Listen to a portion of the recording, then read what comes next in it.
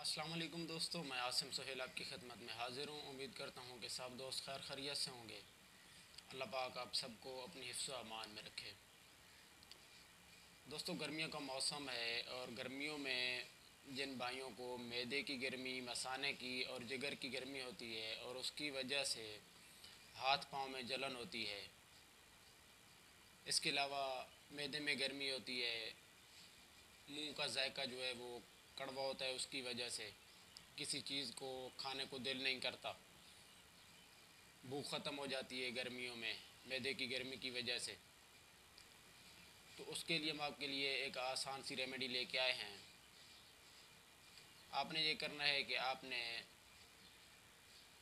تخم بالنگو لینا ہے 3 گرام، گوند کتیرا لینا ہے آپ نے 3 گرام، اور بئی دانہ لینا ہے آپ نے 3 گرام۔ ان تینوں چیزوں کو رات سوتے وقت مٹی کے کچے پیالے میں 1 پاؤ پانی ڈال کر بھگو کے رکھ دینا ہے۔ صبح اٹھتے ہی نہار منہ